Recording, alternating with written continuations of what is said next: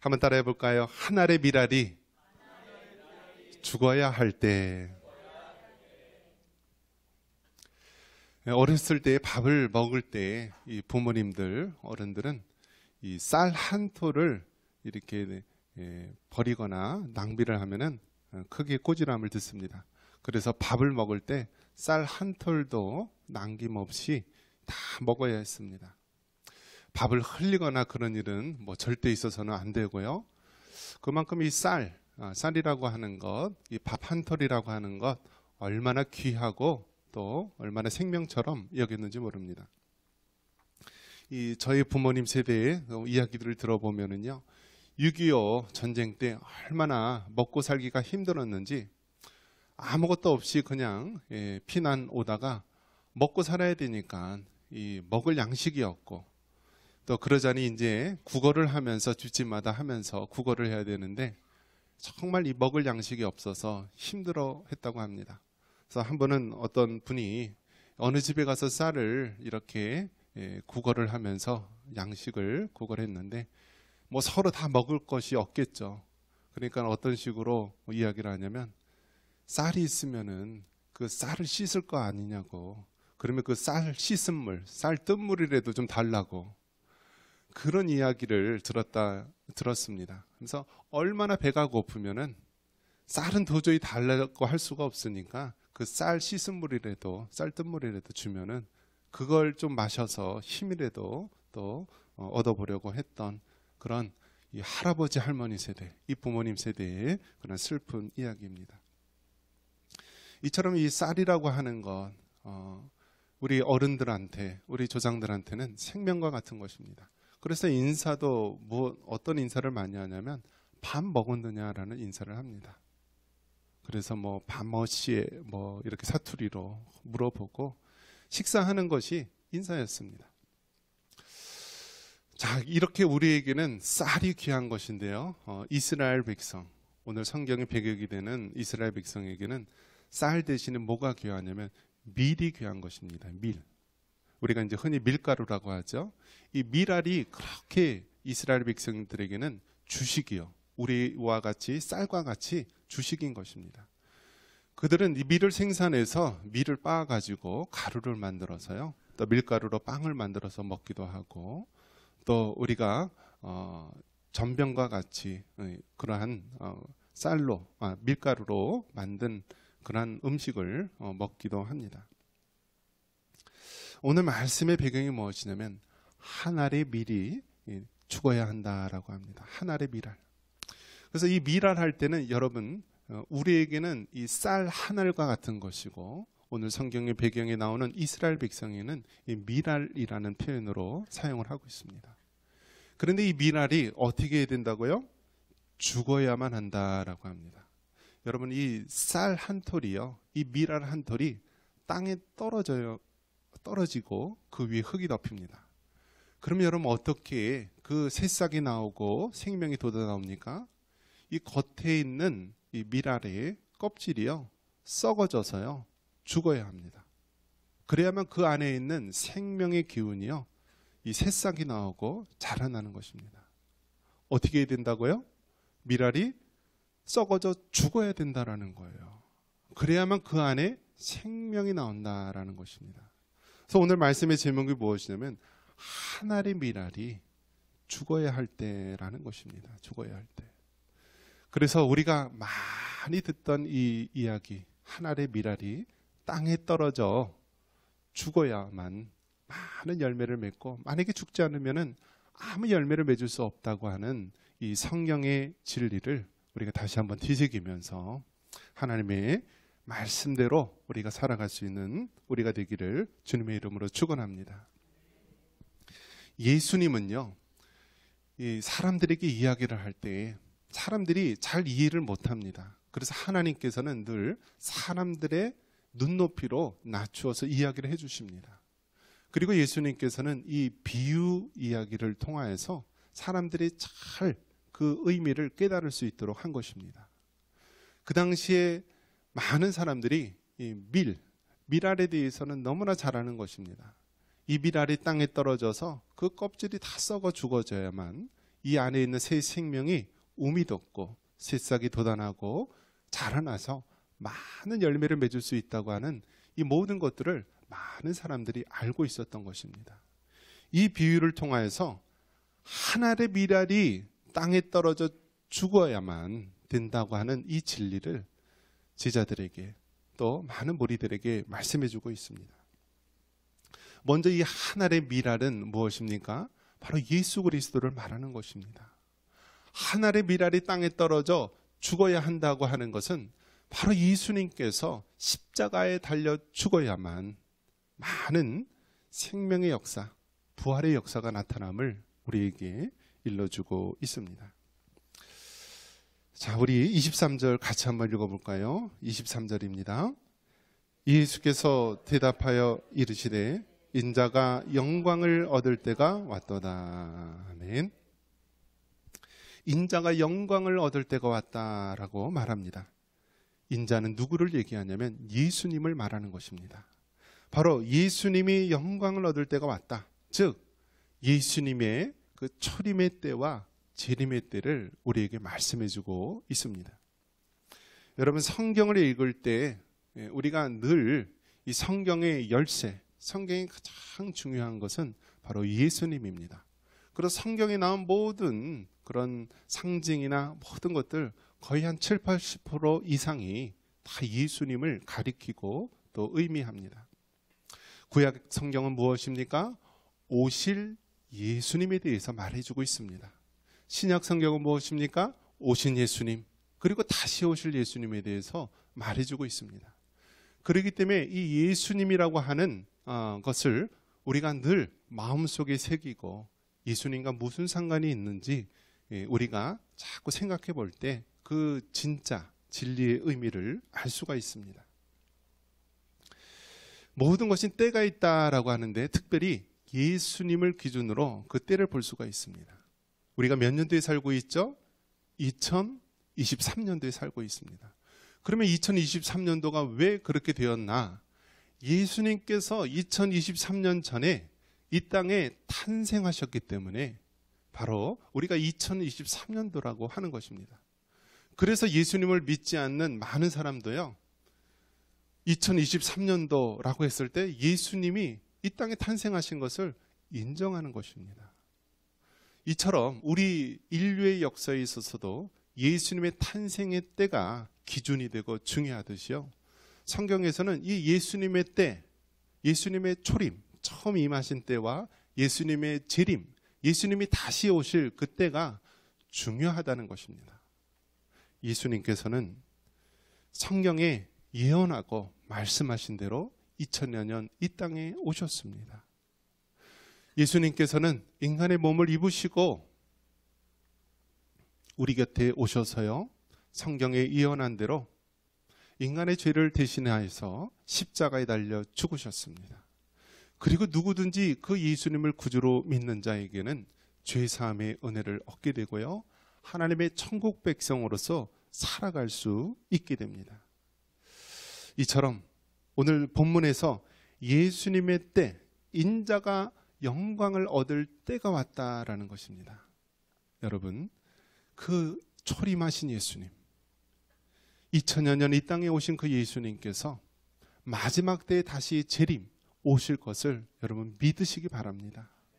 그래서 여러분, 인류의 역사는요, 항상 예수님의 때, 예수님의 초림과 재림과 꼭 연결되어 있음을 아시기를 바랍니다.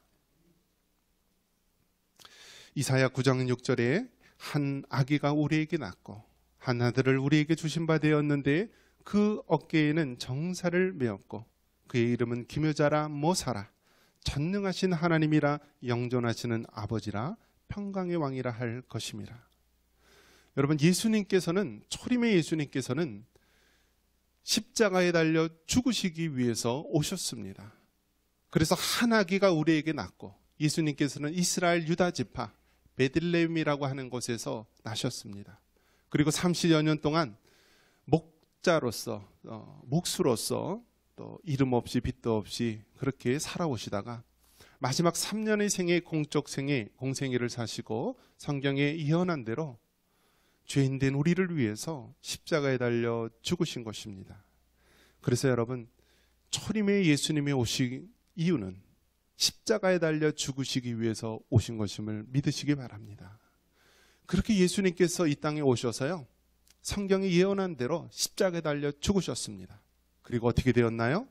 3일 만에 사망의 권세를 이기시고 부활하셨습니다. 할렐루야. 자, 이렇게 초림의 예수님께서는 2000년 이 땅에 오셨고요, 마지막 때에 또 진리로 세상을 심판하시기 위해서 다시 오실 것이라고 말씀합니다. 그래서 우리는 어디에 살고 있나요? 초림과 재림 사이에 우리는 살고 있는데요, 이때를 우리가 말세, 종말의 때라고 말하고 있습니다. 말세 지말을 살아가는 우리, 다시 한번 주님의 때를, 우리 예수님의 때를 기억하면서 믿음을 굳건하게 세울 수 있기를 바랍니다. 자, 이 예수님께서는 성경의 말씀대로 이 땅에 초림과 재림의 주로서 오시고요, 그리고 예수님이 초림의 예수님께서 오셨을 때는 십자가에 달려 죽기 위해 오셨다고 말씀합니다. 그것을 오늘 성경에서는 하늘의 밀이 땅에 떨어져 죽어야 한다라고 말하고 있습니다. 24절 같이 한번 읽어보겠습니다. 24절입니다. 내가 진실로 진실로 너에게 이르노니 하늘의 밀이 땅에 떨어져 죽지 아니하면 하늘 그대로 있고 죽으면 많은 열매를 맺느니라. 아멘. 하늘의 밀이 땅에 떨어져 죽지 아니하면이라고 말합니다. 즉 떨어져 죽어야 될 때가 있음을 말해주고 있습니다. 여러분, 세상은 어떻습니까? 자기가 살기 위해서 몸부림치고 앙당하면서 살아갑니다. 1등이 되기 위해서, 최고가 되기 위해서 다른 사람을 밟거라도, 다른 사람을 붙잡고 늘어지더라도 이겨야 되는 것이 세상의 원리입니다. 그래서 1등만 기억이 되고 또 2등과 나머지들은 기억되지 못하는 그러한 슬픈 세상에 살고 있습니다. 그러나 성경은요, 굉장히 역설적입니다. 살기 위해서는 죽어야 된다라고 말합니다. 부활의 영광에 이르기 위해서는 철저하게 죽어야 되는 것입니다. 밀알이 풍성하게 열매를 맺기 위해서는 바로 그 밀알이 땅에 떨어져 죽어야 한다라고 말하고 있습니다.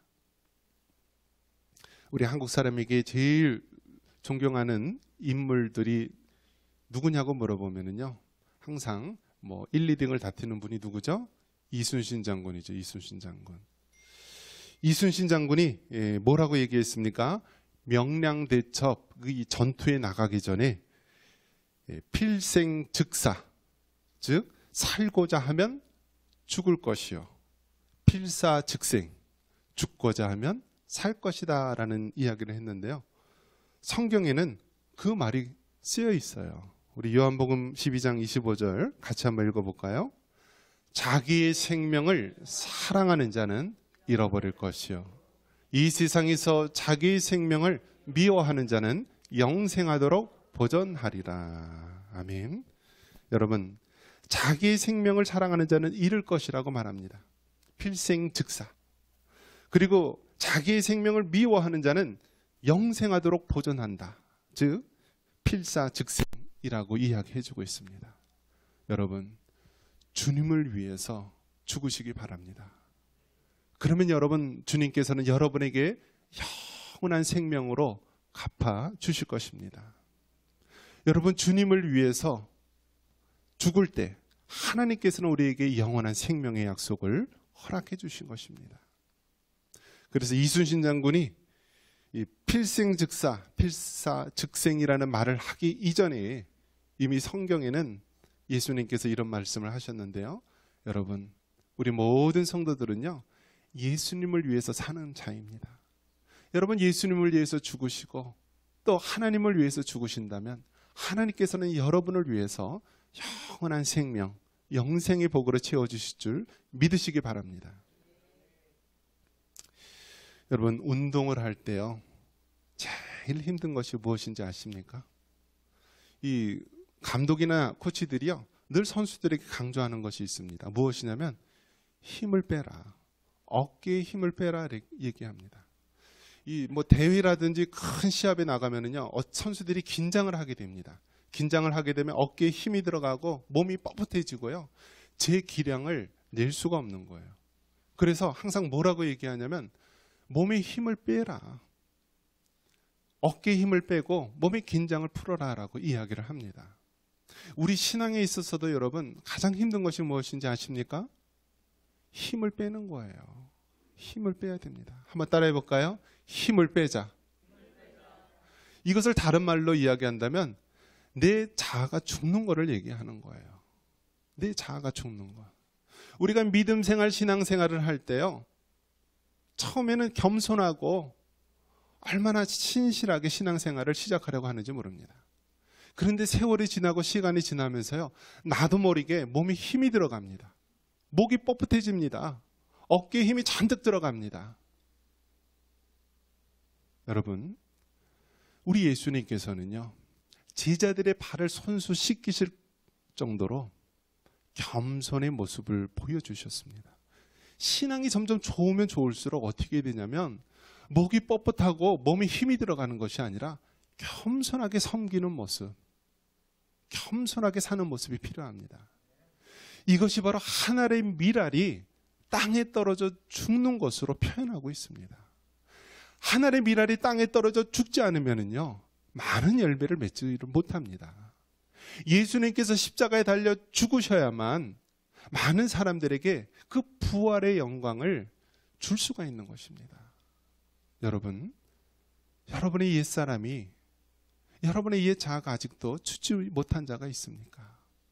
여러분이 죽어야만, 여러분의 옛 자아가 죽어야만 그 안에 새 생명의 역사가 나타남을 믿으시기 바랍니다.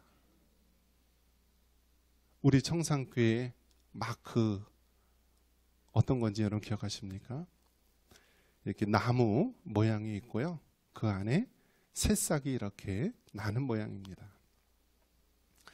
그래서 이 고목나무에 새싹이 이렇게 돋아나는 모습인데요, 저는 그 교회 마크를 볼 때마다 그런 생각이 듭니다. 우리 청산교회가 67주년이 됐는데요, 이 67주년이 된 이 나무가 정말 썩은 고목으로 죽어나갈 것이냐, 아니면 복음의 새싹을 돋아나서 많은 열매를 맺을 수 있는 믿음의 나무로 될 것이냐, 그것은 우리에게 달린 것입니다. 우리가 철저하게 십자가에 달려 죽을 때, 하늘의 밀알이 땅에 떨어져 온전히 죽을 때 많은 열매를 맺듯이요, 여러분, 날마다 우리의 옛 자아가, 우리의 옛 사람이, 우리의 혈기의 모습이 철저히 십자가에 달려 죽을 수 있기를 바랍니다. 이럴 때 하나님께서는 우리에게 새로운 생명을 감당할 수 있도록 허락해 주십니다. 27절 같이 한번 읽어보겠습니다. 27절입니다. 지금 내 마음이 괴로우니 무슨 말을 하리요? 아버지여, 나를 구원하여 이 때를 면하게 하여 주옵소서. 그러나 내가 이를 위하여 이때 왔나이다. 아멘. 내가 이를 위하여 이때에 왔다라고 우리 예수님께서 말씀합니다. 이는 이때가 우리의 사명을 감당할 때다라는 것입니다. 여러분, 초림의 예수님께서는 십자가에 달려 죽으시기 위해서 오신 것입니다. 여러분, 우리에게는요, 사명을 감당할 때가 있는 것입니다. 왜 하나님께서 우리를 청산교회에 부르셨을까? 왜 하나님께서 우리를 우리 가정에 보내셨을까? 바로 이때, 지금 우리에게 감당할 사명이 있기 때문입니다. 여러분, 우리 하나님은 정확하시고 전능하시고 부족함이 없고 모든 것을 아시는 하나님이십니다. 하나님께서는 실수가 없으십니다. 우리 사람들은 연약하고 또 믿음이 없어서 늘 쓰러지고 실수투성이지만요, 우리 하나님께서는 모든 것을 합력하여서 선을 이루시는 전능하신 하나님이십니다. 그 하나님께서 이 시대, 또 이러한 공간에, 또 우리 가정과 우리 교회와 이 사회에 왜 나를 보내셨을까? 그것은 우리에게 해야 될 사명이 있기 때문입니다. 여러분, 우리가 살아있기 때문에 살아있는 것이 아니요, 우리가 사명이 있기 때문에 우리가 살아있는 것입니다. 모세가 가나안 땅에 들어가기 직전에 120세였다고 합니다. 그런데 모세는 눈이 흐리지 않고 기력이 쇠하지 않았다고 말합니다. 그리고 그 마지막 가나안 땅을 앞두고 죽음을 맞이합니다. 모세가 병이 들어서 죽었습니까? 모세가 기력이 쇠해서 죽었습니까? 그것이 아니에요. 해야 될 사명을 다 했고, 그래서 하나님께서 그 영혼을 거둬들이신 것입니다. 여러분, 우리가 살아있는 것, 우리가 오늘 이 자리에 있는 것, 우리가 정말 이 가정을 섬기며 교회를 섬기며 살아있는 것, 다 왜 그렇습니까? 해야 될 사명이 있기 때문에 그런 것입니다. 오늘 예수님께서도 내가 이 때를 위해서 왔다라고 말하는 것입니다. 오늘 우리에게도 마찬가지입니다. 이 때를 위해서, 이 사명을 위해서, 하나님이 나를 보내신 그 목적을 위해서 오늘 이 자리에 있음을 믿으시기 바랍니다. 고린도전서 1장 17절에 사도 바울은 이렇게 얘기합니다. 한번 읽어볼까요? 그리스도께서 나를 보내심은 세례를 베풀게 하려 하심이 아니요 오직 복음을 전하게 하려 하심이로되 말의 지혜로 하지 아니함은 그리스도의 십자가가 헛되지 않게 하려 함이라. 아멘. 하나님께서 사도 바울을 택하셨습니다. 그리고 그 사도 바울을 통하여 이방인의 사도, 이방인에게 복음을 전하는 자로 삼으신 것입니다. 여러분, 사도 바울이 그러할 자격이 됩니까? 사도 바울은 초창기에 얼마나 예수 믿는 사람을 잡아다가 고문하고요, 감옥에 가두게 하고요, 스데반 집사가 순교당할 때도 그것을 앞장서서 지도했던 인물이 아닙니까? 그런 자격 없는 사도 바울이 어떻게 되었습니까? 하나님의 택하심을 받고요, 이방인의 사도로서 또 온 열방에 복음을 전하는 복음 전도자로서 삼으시지 않았습니까? 하나님께서는요, 우리들도 마찬가지입니다. 자격 없는 우리들을요, 하나님의 자녀로 택하여 주셨습니다. 자격 없는 우리들을요, 하나님의 일꾼으로 택하여 주셨습니다. 여러분, 하나님께서 우리를 택하시고 하나님께서 우리를 주의 일꾼 삼으심을 여러분 기쁨으로 받아들이시기 바랍니다. 자격 없는 우리가 주의 일꾼으로 택함 받았사오니 이제 우리의 남은 생명과 우리의 남은 모든 일생을요, 주님을 위해서 살아갈 수 있기를 바랍니다. 전국에서 초고령화 저출산으로 인하여서요, 이제는 마을이 없어진다고 합니다. 우리 연천군에도 얼마 안 있으면 2개의 이제 면이 없어질 것이다 라고 이야기를 합니다. 이 초고령화 속에서요, 아직 도심은 못 느끼겠지만 시골 지역에서는 얼마나 많이 마을이 없어지고 황폐해져 가고 있는지 모릅니다. 노인들이 없는 그 자리, 또 인구가 사라지는 그 자리에 어떻게 되고 있습니까? 외국에서 이제는 이주민들이 들어오는데 그 중에는 많은 사람들이 이슬람교도 무슬림들이 들어오게 됩니다. 그들이 하는 것은 무엇이냐면요, 자녀들을 많이 낳는 거예요. 한 세대에 막 5명, 10명씩 그냥 쭉쭉 낳습니다. 그러면 그게 별것 아닌 것 같지만요, 한 세대, 2세대만 지나가면은요, 그 땅이 완전히 변해져 가고 있습니다. 여러분, 벌써 연천만 하더라도요, 얼마나 이슬람들이 들어오려고 이슬람 대학을 세우려 하고요, 이슬람 캠핑장을 만들려 하고요. 지금 대전이라든지 이러한 곳에만 가도요, 이제는 밤에 못 다녀요. 그쪽에 이슬람 교도들이 다 휘젓고 다녀요. 금요일 저녁이 되면은요, 그들의 종교 지도자들이요, 흰 옷을 입고 그렇게 다닙니다. 이러한 때 왜 하나님께서 오늘 이 나라에, 이 연천이라는 땅에 우리 청산께 왜 하나님께서 부르셨는가? 여러분, 그 사명을 돌아볼 수 있기를 바랍니다. 하나님께서 기독교인들을 핍박했던 사도 바울을 변화시켜서 그 이방인의 사도로 삼았듯이요, 하나님께서 자격 없는 우리들을 오늘 이 시대, 이 장소에 우리를 부르셔서요, 하나님의 일을 이루시기 위해서 사용하신다라는 것입니다. 여러분, 육신의 눈으로 봐서는요, 아무런 소망이 없는 땅입니다. 연전 땅 소망이 없고요, 청산교회도 소망이 없습니다. 하지만 믿음의 눈을 들어서 보면은요, 하나님의 일하심을 볼 수 있기를 바랍니다. 아무런 소망이 없고 전국에서 자살률이 가장 많은 이 도시지만은 하나님께서 저 북한 땅을 바라보면서 기도하고 통일한국과 열방 선교를 위해서 기도할 때 하나님께서요, 우리 청산교회를 들어 사용하여 주실 줄 믿습니다. 하늘의 밀알이 땅에 떨어져 죽어야만 새로운 생명, 풍성한 열매를 맺듯이요, 우리가 주님 안에서 하늘의 밀알이 되어서 썩어져 죽을 때요, 하나님께서 놀라운 생명의 역사를 우리에게 허락해 주실 것입니다. 이런 은혜가 있기를 주님의 이름으로 축원합니다.